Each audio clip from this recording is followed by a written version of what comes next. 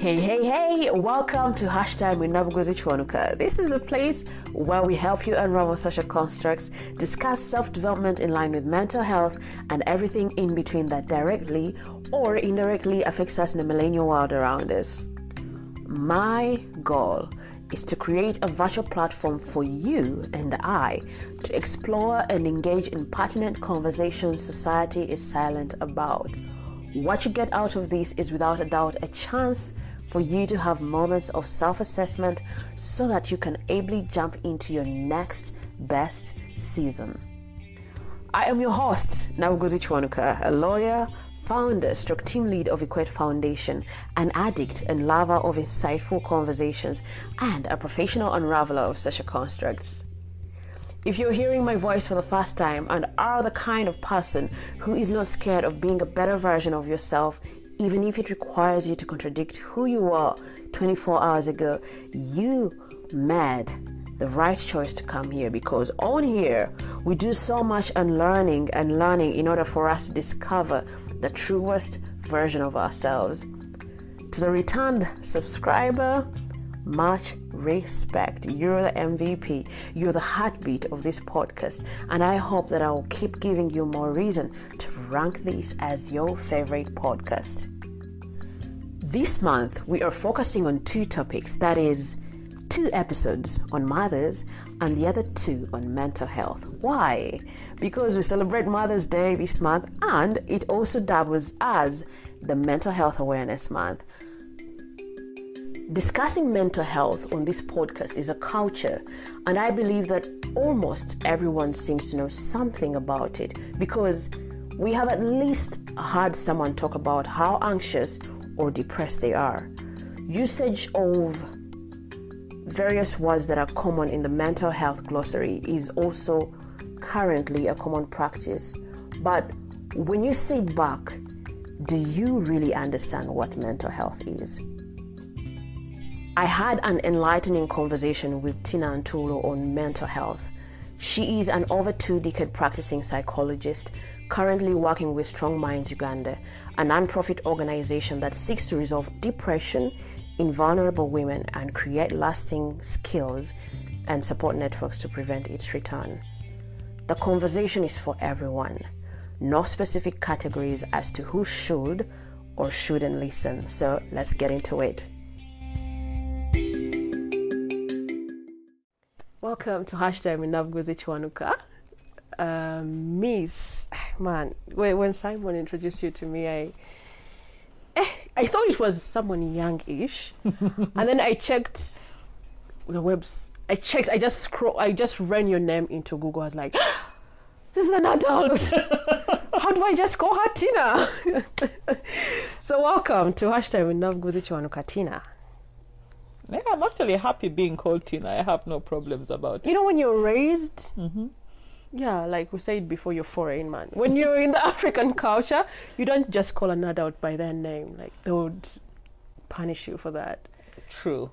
But I think if it's done by invitation, it's not such a bad thing. So I think for me, because I work with very many young people, work with older people, so I'm just kind of used to and it's always easier, especially when you're talking across cultures and languages and countries, and people are trying to pronounce your name. Just call me Tina. Right. It just makes life easier. Wow. So Tina, welcome to Hashtag with Nabuguzi Kiwanuka. Please tell us, what did you want to be growing up?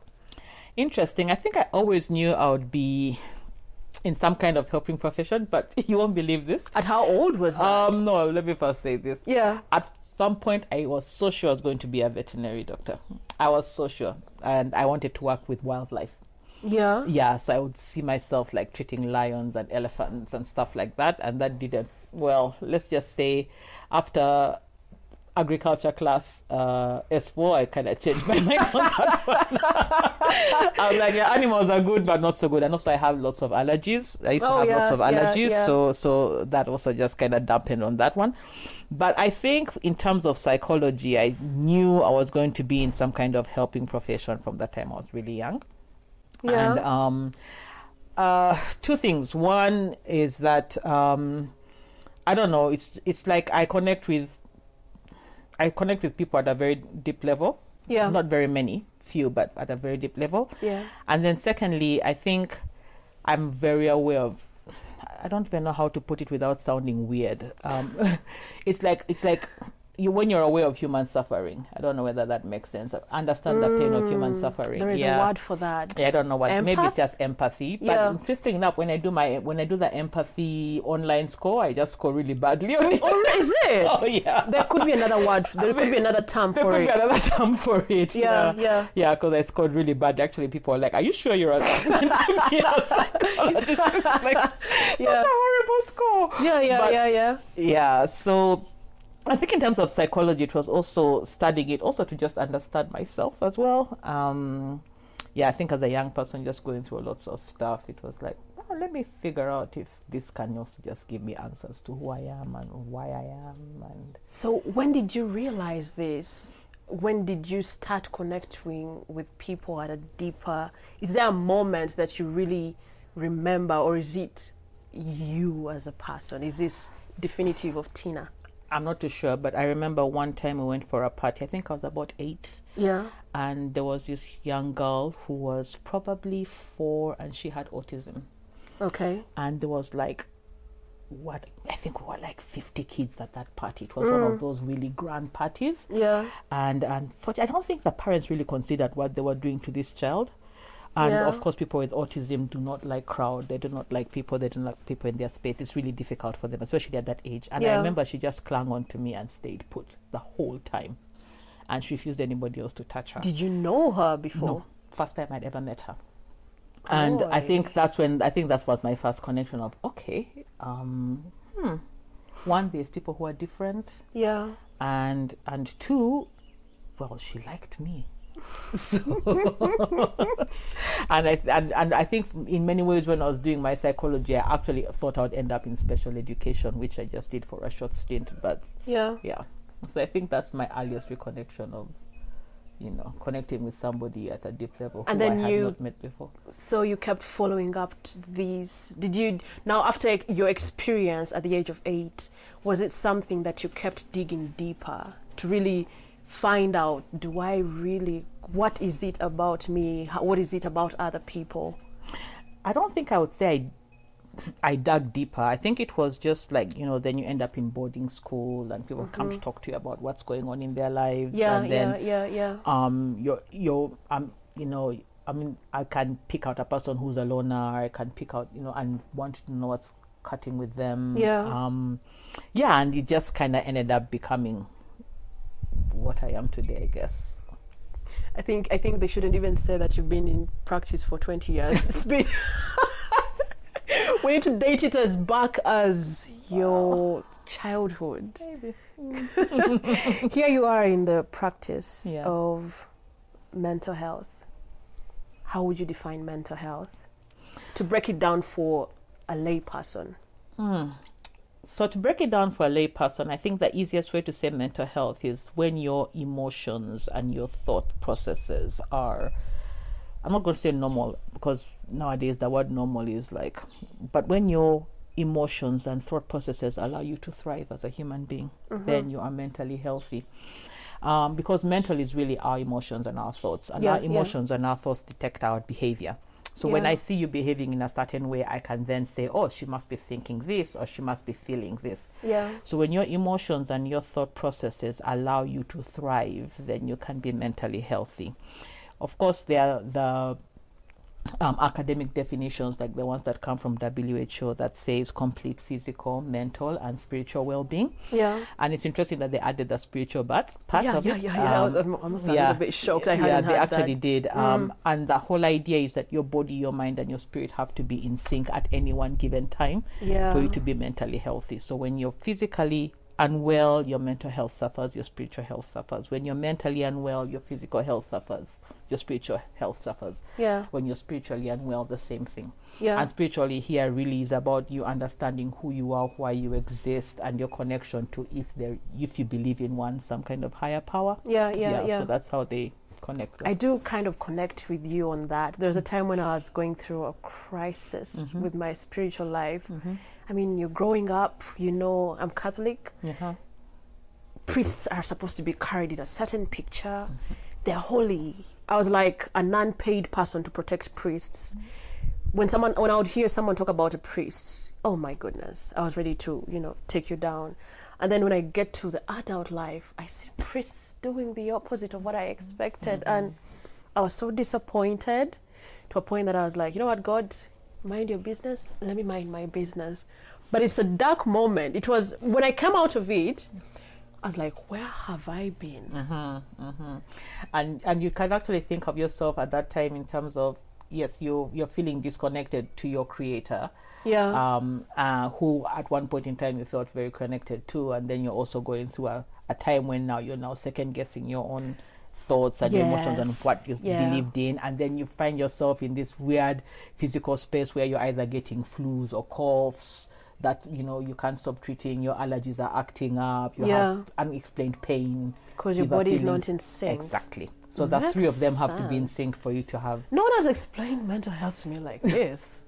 It's quite interesting. So for your time that you have been in practice, or the time you've experienced people, let me go away from practice, the time you have experienced people, what are there common mental health disorders that you have seen amongst, should we talk about the youth or people generally? Then we'll get it to the other side later on. Okay.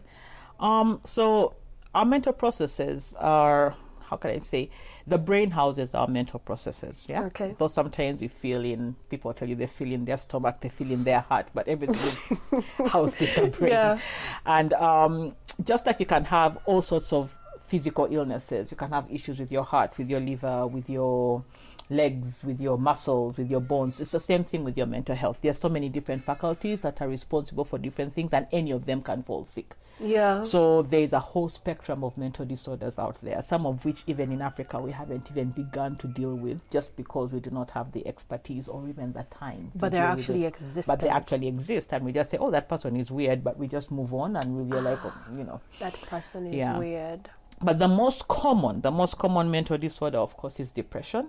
And anxiety and substance abuse. Those are the three most common mental disorders. Yeah. Then there are others that are the general prevalence. Prevalence means the number of people who are suffering from it at any one given time. The general prevalence will be the same regardless.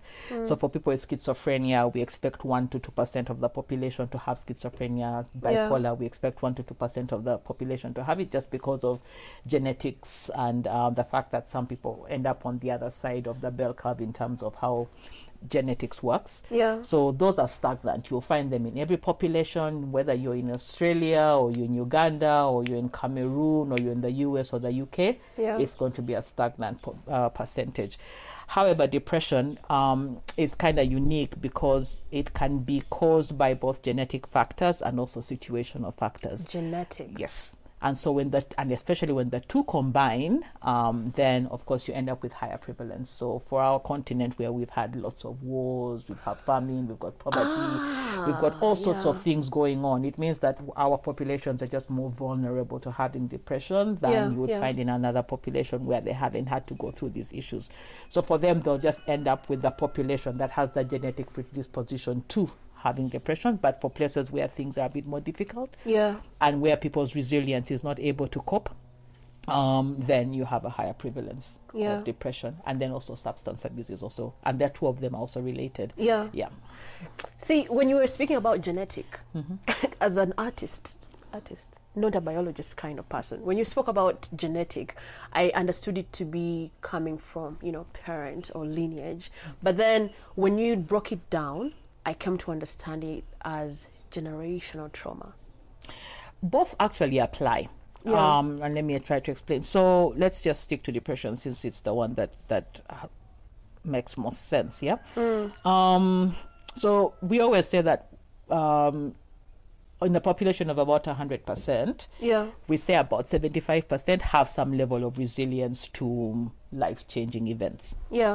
Even significant. 75%. Even significant ones. And then 25% of the population have what we call vulnerabilities too. Now, it doesn't mean that 25% will end up with depression. neither does it mean that the 75 will never get depressed. Yeah. So even if you're resilient, but your resilience keeps getting chopped away and you do not have a way to recoup, then there's a high chance you will get depressed. Yeah. If the issues that you're going through just keep backing up. Yeah. If you're vulnerable and your whole situation is so safe and you have all the right coping mechanisms, you've got the right family support and friends and services are available, then there's a high chance you could not go through your whole life without even having one depressive episode or a significant one. Yeah. So, and that's why we also have to look at both. You can't just look at one thing, which is the genetics. You have to always put in mind the fact that situational factors also play a huge role into whether somebody's going to end up with depression or anxiety or a substance use disorder, as opposed to a person who will not. And then the other one that you mentioned on that's generational is that this was really interesting. I remember when we were working in Hoima in the early 2000s, and some of the women were telling us, and this was the same story that we had from Luero, is that their children would have nightmares of the war, but they had never experienced the war. What? Yes. The children would have nightmares. They're like, the child will wake up crying, "Oh, the soldiers are coming, but they've never experienced it. Could it have been because they were told stories? They were told stories, but also their parents were going through depression and their parents were reliving traumatic events. So they absorbed So the children energy. learned. It's a learned behavior. The children learned how to be traumatized in as much as they had not been traumatized themselves. Yeah. So it's then we say second generational trauma or we say second generational depression, because you can actually learn. If it's something that you're observing, you can actually learn it. Yeah. Same with substance use. If it's something that you're over-observing, it's something you can learn. Yeah. So we've kept talking about depression. Sometimes I feel like this is a word we misuse. You call someone like, "Hey, how are you doing?" "I am depressed." Can you help us understand what depression is? Yeah, I think it's important for people to understand that depression is a spectrum. There's depression. Let me try and say this easy. There's depression, the mood, like sad, happy, frustrated, depressed. So it's okay if someone says, man, I'm having a bad day, I'm depressed. Makes sense. But it doesn't mean you're having depression, that disorder. Now, on the other end of the spectrum is depression, that disorder. And the difference between depression mood and depression disorder is that depression mood normally lifts within 2 to 3 days. Almost always. If you do something that you enjoy, it will lift. If you have the right coping mechanisms, or you've got family around you or friends who can just help you get out of it, it will lift. And sometimes it will even lift on its own. Which is different from the depression, the disorder, which is persistent and it's disabling. And we say normally 2 weeks or more, and it's also disabling. So you'll literally see a person's life taking a downward trend, as opposed to the mood, which is like happy, sad, frustrated, etc. So that's the difference between the two. So how best can someone get to really understand depression, the disorder? I think there's 3 things that are important. And I like to use the analogy of, or maybe to use malaria as the best way to explain it, especially since we're using a Ugandan or an African audience for you. Most of our countries have malaria, right? And malaria is like a very specific illness. It's got very specific symptoms: headache, joint pain, fever, running stomach, and vomiting, etc. However, there are also other illnesses that do the same thing, right? You can have an ear infection, typhoid. You can have a UTI, typhoid, and you will have the same symptoms that will mimic that of malaria. So the only way for you to distinguish between having malaria and typhoid is that you have to take the malaria test. Right. Exactly, right? So you go to the lab and then they'll prick you, they'll take your blood sample and they'll tell you have malaria plus or whatever they'll tell you, and then they'll give you a course of treatment. So that's the same thing with this depression, that disorder. It has a specific set of symptoms, it's got a specific test, and it's got a specific treatment. So for depression, there are 9 key symptoms that we look at. 9? There are 9. 9. Oh God, I had 9. I was like, what? No, 9. 3 of which have to exist for us to define depression. So the first one is that you lose interest in the things that you love to do. And the second one is the persistent sadness and lack of, persistence or extreme sadness that is not necessarily associated with your circumstance. Then the third one is the feeling tired, fatigue, loss of energy. Then there is the change in appetite. There's going to be the change in sleeping patterns. So change in appetite, either not eating or eating too much, changing sleep patterns, either not sleeping or sleeping too much. Then there's going to be the poor concentration, the feelings of guilt and worthlessness. And then the last one, and then the one that people will tell you is that they'll say, someone told me that I'm fidgeting too much, or they'll tell you that my thoughts are coming slowly. Like when I'm asking you a question, it's like you're fetching the answer from very far in your mind. It's like it takes you a while to get to respond. So that's another symptom. And then the last one is, of course, the one that we worry about the most, which is the feeling, the thoughts of ending your life, or the thoughts of your death, or what we call suicide ideation. So those are the 9 symptoms, but the first 3 have to exist. So the one which is the loss of interest in the things that you used to enjoy, and then the second one is the persistent sadness. Now, if you come to me and you say, Tina, these are the symptoms I'm having, I would pull out what we call a PHQ 9. That's the Patient Health Questionnaire 9, and then I'll take you through that. There are other questionnaires as well that other therapists use, but Patient Health Questionnaire is easy. And we will have to make sure that the symptoms have been persistent for over 2 weeks, persistent for 2 weeks period. Before we can say it is depression, the illness, and not depression, the mood, which we talked about because before. you talked about the mood. And then there should be no loss in the last 6 months, because part of grieving is feeling depressed. So if there's been no significant loss in your life, and then you've been having these symptoms for 2 weeks or more, and then we say then you're having depression. So when you take the questionnaire, there are cutoff scores for mild, moderate, severe, and moderately severe, and very severe. And then depending on where you are on the spectrum, we initiate some kind of treatment protocol. My goodness, this is a whole masterclass. Like, I'm just staring at you like, oh, okay. And then you talked about the very 3, depression, anxiety, and substance abuse. How does someone get to a place of, do they now say I am anxious? Yeah, I mean, it's kind of like the same thing with depression, which is what complicates mental health problems for many people, is because we all have these symptoms at any one given time.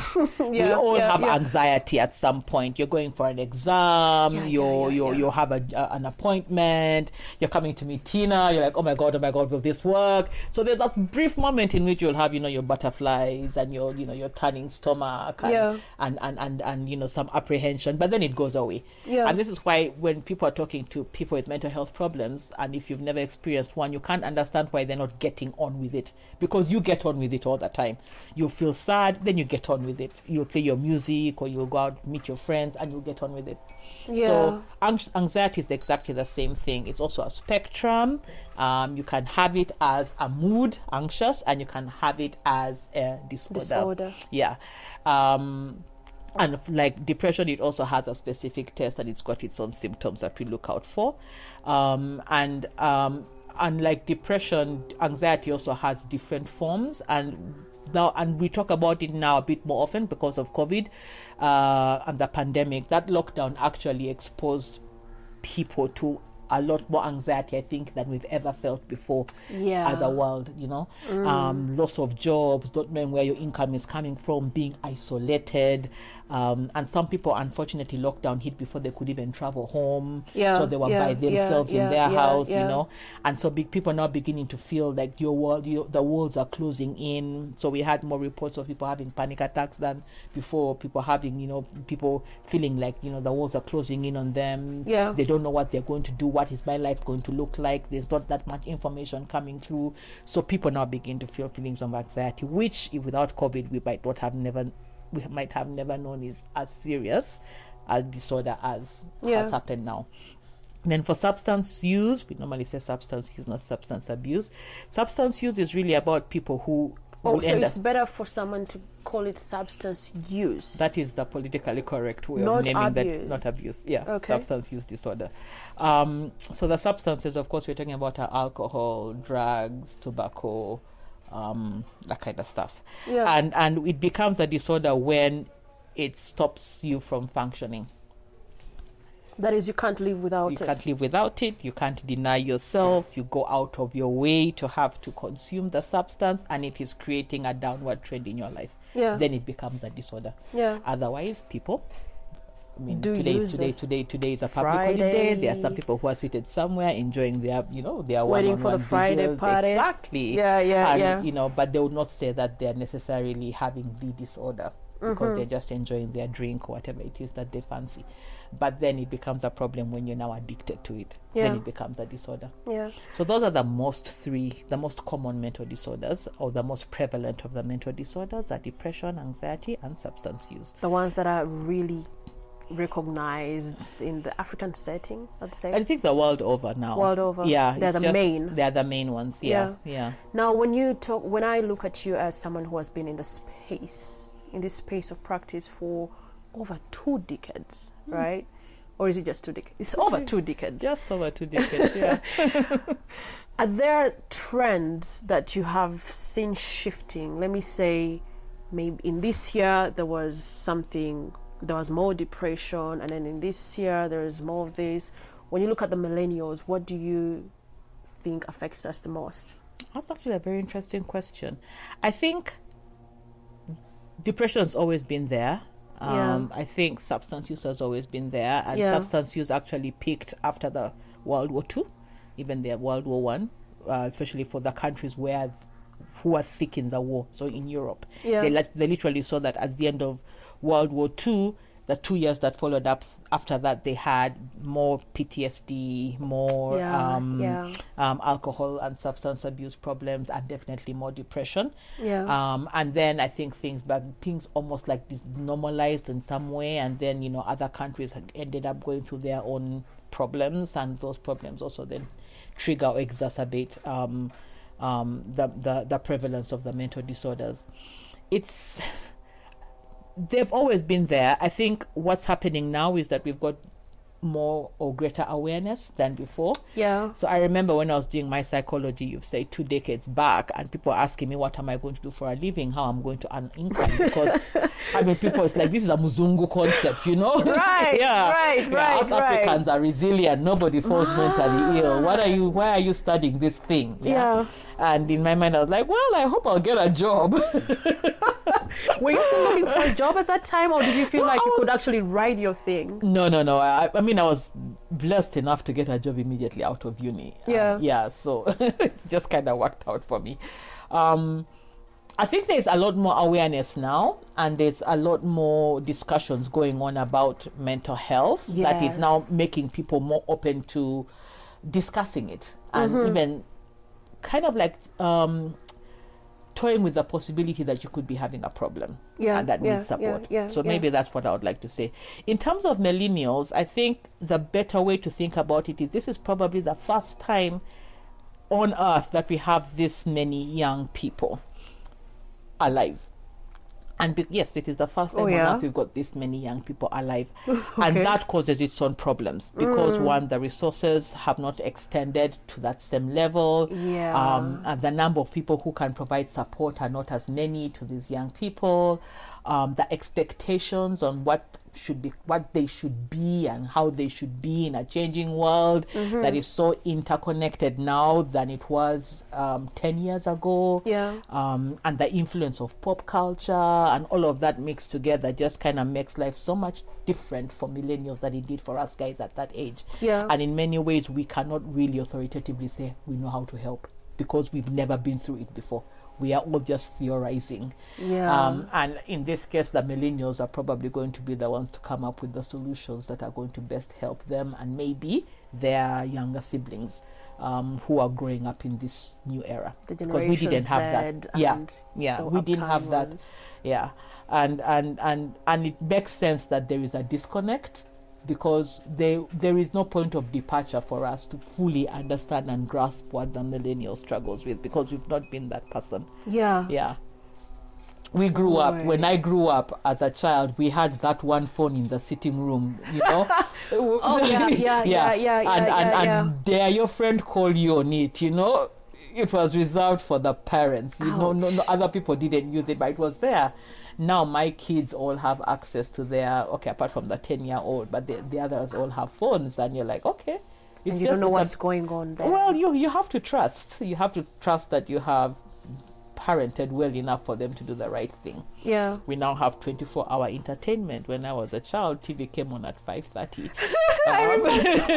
We also sort of experienced a bit of that. Yeah. But by the time you are now beginning to make decisions about your life and what you want to be, that whole system had changed. Exactly. So, and we didn't have that much influence on pop culture. Didn't influence our lives that much. It was like that thing that's happening in the US. Yeah. If you're lucky to get a relative who brought you something. I remember when I got my first Michael Jackson watch. My goodness. The whole school was so jealous. Anyway, Yeah, you were the topic of the school. But now you just have to walk downtown and, every cartoon is on every bed sheet, every t-shirt, you know what I mean? So that whole stuff is now influencing even just how our children think about themselves and how they treat their siblings. Their value system, and also just being in a situation where you're now recognizing that as a parent, you're not calling 100% of the shots anymore. Yeah, and you have to figure out what to do with that. You've talked about parenting. I feel like our parents no longer have so much time for us. As you spoke about it in the millennial setting, at some point when I was seated alone, I was like, I feel like the problem could be stemming from a disconnect with us and our parents, because now our parents are more about chasing money, and for the kid you have to bring results from school.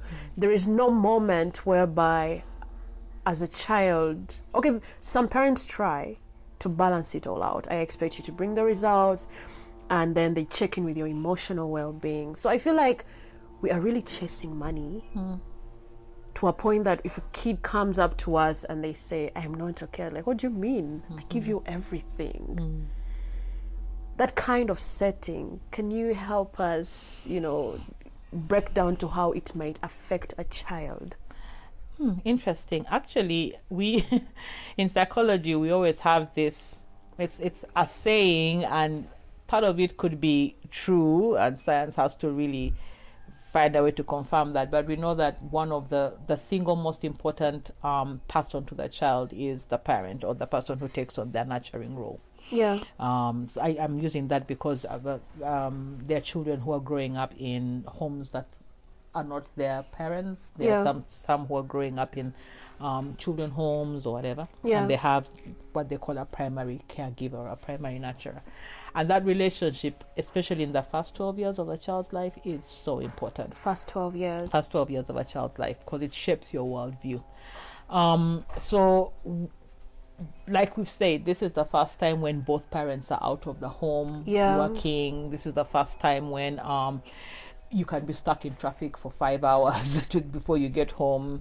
This is the first time, where, and I think even for Uganda, it's a bit more complex, because us guys who are parents now, us guys who are in our 40s, are the same people who were orphaned as children because of the HIV scourge when we were kids. So many of us also grew up without having seen a functional home. Yeah, we grew up in many dysfunctional homes or dysfunctional settings. And I remember just my friends, going on holiday and coming back, and they've lost a parent or two, and now they've been distributed amongst relatives, and sometimes you're not wanted, and it's hard. So now that's the person who's the parent today. And because they didn't have a good, a stable home that they grew in, they are just getting by doing the best thing they know how to do. And I do not blame them, because everybody's just trying to get by. Survive. And remember, during those days, there were no mental health programs. Somebody died, you mourned, you moved on. You know what I mean? Do you even move on? Sometimes you're forced to move on, because it's not like people are not about to entertain, because everybody's going through the hustle. And then bring in just this whole culture of acquire, amass. Everybody has to have all of these things. I have to have my block of flats. I have to have my 2 cars. I have to have my home and my farm and my, and everybody's just into this amass. And so you find yourselves that your priority is no longer, as long as the kids are doing well in school, that's all that matters. So yes, people are struggling, young children are struggling, parents are struggling.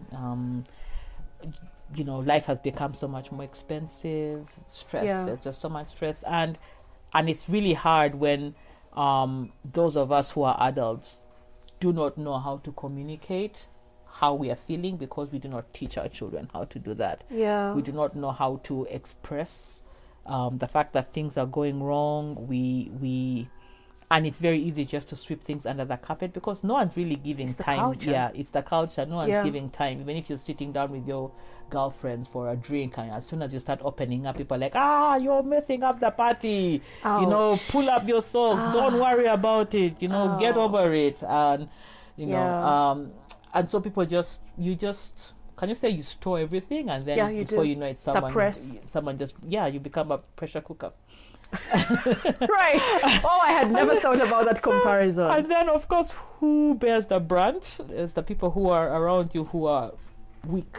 So it will be your kids, it will be the house girl, it will be your coworker, it could Or even be your partner. it could be just a person who you can deflect on. Yeah. Right. So, depression am I allowed to say as the main? Was one of the As one of the main disorders that we have talked about. What are the coping mechanisms that you would advise someone to take on? The first one I would say is get professional help. Yeah. I think one of the saddest things that I've seen in as a professional is how many people we do say get professional help, and then they go and do the exact opposite. They would rather go to an auntie, a judge, a priest, a pastor who's not necessarily trained in counseling, and then that's the person who you go talk to. So I'll say, if your tooth is paining, yes, go and get your prayers, but please go see a dentist. As in, you know what I mean? Yeah. If you've broken a leg, go say your prayers, go talk to your auntie, but find a doctor to fix it. Yeah. And we are still at that stage where people don't understand that there is an exact science to the way we think and the way we feel. It is actually an exact science, and there are people who have been trained to understand it. The kind of science. That kind of science and can help you thrive. So why would you not want to get the best possible help for this one thing that's struggling? Yeah. So people really seek professional help. There's a person who has studied this, who's passionate about this, who wants to help you get better. Right. So the same way you'd go see a doctor, the same way if your child is struggling in math, you go look for a math tutor. The same way if you notice that one of your kids has a talent playing football, you don't just throw them in a field somewhere. You enroll them into a club. Same thing. I mean, if you're struggling with your mental health, seek professional help. That's the first thing I would say. Yeah. Then the second thing I would say is that it's okay. It's okay not to be okay. It's okay to struggle. So it's just like we tell people, it's okay. If you have high blood pressure, it's not the end of the world. If you have a physical illness, it is not the end of the world, It is okay. Now, how do we help you? How do we help you get through it? Is there going to be a cure? If not, how do we help you live with what you have? Yeah. And that's the same thing with mental health problems, is that it's okay not to be okay. And there is support and there is help. The third thing is that and this is normally the hardest, can I say, for people who are going through the struggles, because all mental health problems isolate individuals, whether it's substance use, whether it's depression, whether it's schizophrenia, bipolar, you end up getting isolated. And so the people who are around you are the ones who you are dependent on to make the right decisions about your care. Yeah. And so the third thing I think I would say is, for those of you who are observing a friend or a relative going through a hard time, be empathetic and get them help. Be empathetic. Yeah, because on their own, they will not do it. And empathy is not you throwing scriptures, man. I mean, throw them. No. There's nothing wrong with throwing it, but like throw the it in devil's an a liar. action. Like, you tell someone I'm struggling with this, like, that's the devil. Like, and now you just feel like you're not even loved by God. It gets worse. I know. I had a client, a young man who had temporal lobe epilepsy. Okay. Temporal lobe epilepsy is the seizures start off with hallucinations. Yeah. And then the actual seizure comes. So you'll see things, smell things, something weird, and then the actual seizure will hit. Okay. And this young man had been told how much this was just a demon that was disturbing him. Yeah. And it was really difficult for him, this young man. And of course, being a young man, he had all sorts of, young men problems. Your sexuality is coming through. Basically, you're watching porn. So this poor guy was constantly repenting before God, and the seizures were not going. Oh dear. And you can imagine now it becomes, he just said, God doesn't love me. I mean, why am I struggling? And then, of course, depression set in. So we had to have some tough conversations about him having to define for himself who he was, and accepting that you could have an illness, but it's not the end of the world, and getting him to understand that he has to take his medication, which he did. And right now he's thriving as an adult. I'm absolutely proud of him. You've made a point that is very important for him to define who he is. So I feel like you should have mentioned as well that people need to get into the practice of exploring self-awareness to help them define their situations or what they're experiencing. So when you talk about this professional space, finding help, we have you working with Strong Minds Yes, Uganda. I work with Strong Minds. Strong Minds is an amazing non-governmental organization started by a gentleman called Sean Maybury, and we are about 8 years old. And we've been able to treat just over 80,000 people with depression over the last 8 years. That is 10,000 per year. Roughly 10,000 per year, approximately. But started small with 500, and then the numbers grown exponentially. And our Even target, for the start, that's huge. Yeah, our target for this year is 30,000 clients. So we use group therapy to treat depression. There's a lot of what can you say? There's a lot of good that comes out of a healing journey with people. And we target mainly women, but we also treat men. And you can do the group therapy in person meaning that if you're in an area where we have a team that has been deployed, because we are not, unfortunately, we do not have enough funds to cover the whole country, so we work district by district depending. So if you're in an area where, like Mbarara, Kampala, Wakiso, Iganga, Mukono, Mayuge, Mbale, we have teams deployed in those districts. So you could be able to join an in-person group, and then you'd run therapy sessions. You run 8 therapy sessions over a series of 8 weeks and get treatment. So the other option is that you join a teletherapy group, and that is done on phone. And you'll be connected to a group of 4 people who have depression as well. And then you'd meet over a series of 8 weeks on the phone, 1 hour a day. 1 hour a week, 1 hour a week for 8 weeks. And so for either or, you can sign up on. We partner with Treadlands who run the 252 USSD code. So if you do 252 hash, and you pick option 10. Option 10 is counseling. So you end up in our database, and we will call you back straight to Strong Minds. And we'll call you back in 48 hours. If it's Monday to Thursday, if you register on a Thursday, we'll get back to you on Monday. So it takes about 72 hours for Thursday, but 48 hours for the rest. So we encourage people to just sign up. Last year we were able to treat about 8,000 people through this 252 number. 8,000. That is the year of the lockdown. The year of the lockdown. And it comes at no cost to you, because the cost of making the phone call is on us.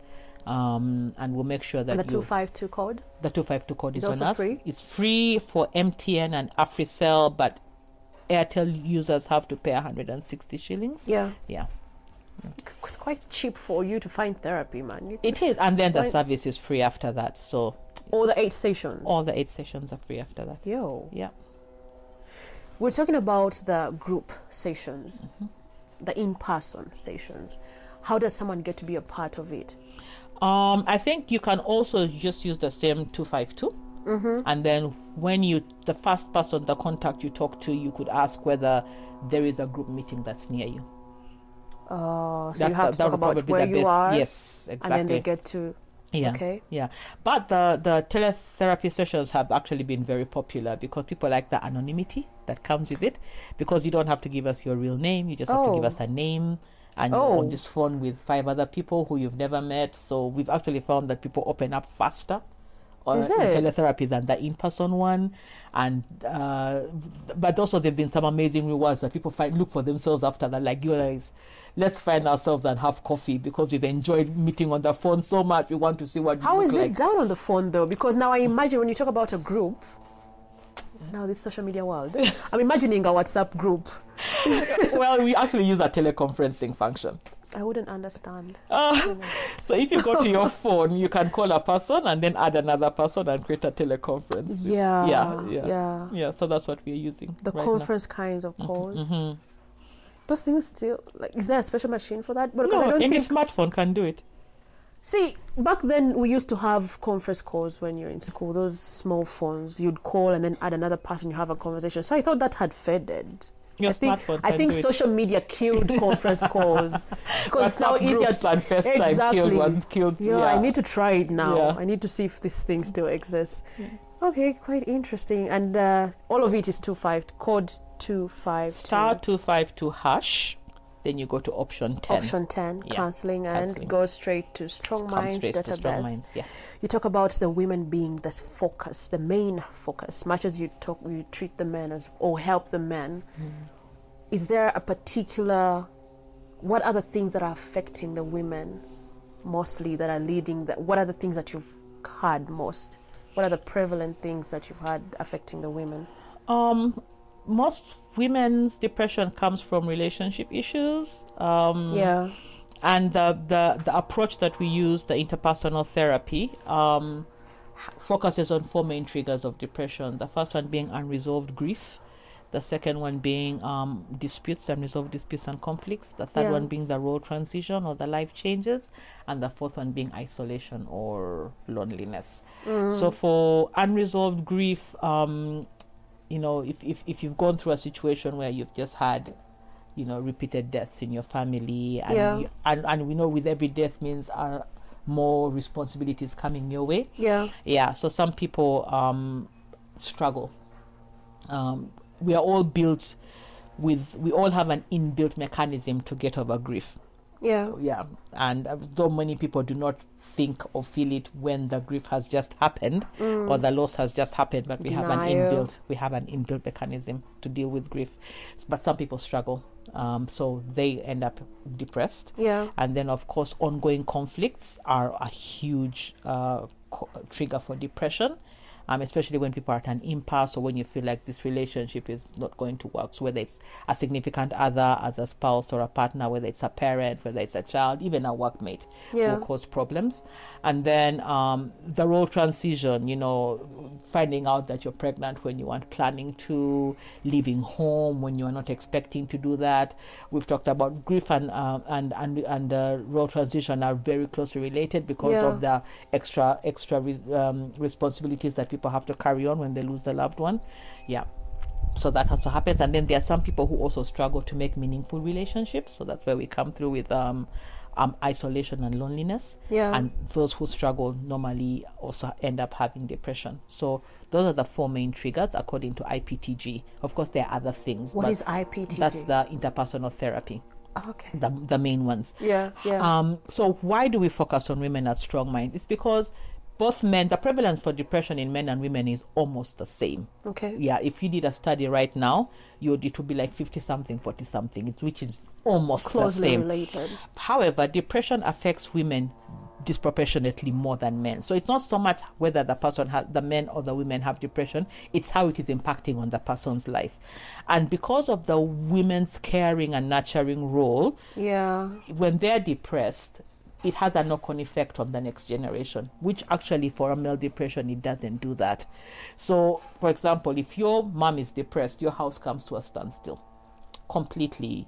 Food, hygiene, childcare, everything comes to a standstill. If your dad is depressed, your mom can shield you and you won't even know. And there's some people who say, actually, coming to think about it, I think my dad had a problem. But your mom did such an amazing job shielding you from it that it didn't affect you directly. So when we focus on women, we understand that when we treat women, we are also making sure that the second generation doesn't get affected. But so that's why we pick, especially because we also don't have that much resources. So we focus on women. That said, if you're a man and you're struggling, please sign up, because we will not send you away. We went into, for example, when we went into work in Karamoja and in Lamo in the refugee settlement, the men and the women, it's almost 50% each both ways. And they've told us, you're treating us first. And they identified, as soon as we said this is an illness, they were like, oh my goodness, all this time I've been struggling, I didn't know that this was a problem that could be solved. And they lined up first. Karamoja. And they made sure that they got treated, yes. And some of their sessions would take place at 6 a.m. Then they would go look for food. I mean, that's just how committed they were. So if you're a man and you're listening to me right now and you're struggling, please sign up on 252# and choose option 10, and we'll get back to you in 48 hours. Thank you so much for this free information. Thank you so much for having accepted our invite to be on Hashtag with Nabuguzi Kiwanuka, to take us through this mental health awareness in this mental health awareness month. The words are so many. Yeah. What is there something specific that you would want to leave with the listeners, apart from maybe you can also add it as the last word? Yeah, I mean, on mental health. What I'll just say is that guard your mental health, protect it, nurture it, and if you need help, seek professional advice. Yeah. Seek professional help. I think I'll stress that one the most. And we are now living in an era where at least help is available. Start to 52. Start to 52. If we can't help you, we'll make sure we find someone who can. Well, thank you so much. You're welcome.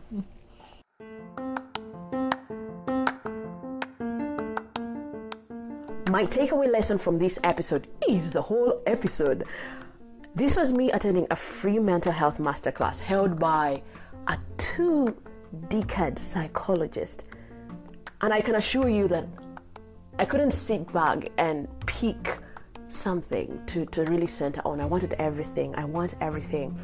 And I'll be sure to keep coming back to the episodes to grasp all there is. I don't know how many times I have to listen to the episode, but I'll keep coming back. Thank you for tuning into another episode of Hashtag with Nabuguzi Kiwanuka. If you loved what you heard, make sure you subscribe to Hashtag with Nabuguzi Kiwanuka in your podcast platform of choice and share it with your friends. Let them know that this is where we unravel and talk about everything that society is silent about. Feel free to also share your insights about what connected with you most on social media, and be sure to tag us.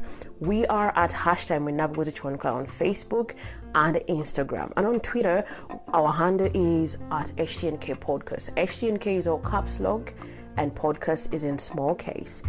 But it's all one word, at HTNK Podcast. We also have an email. You can reach us via htnkpodcast@gmail.com. For the email, HTNK Podcast is all in small case. Your reviews are welcome, and I really look forward to hearing from you. Catch you in the next episode. And remember, your mental health is as important as your physical health. I remain yours truly, Nabuguzi Kiwanuka.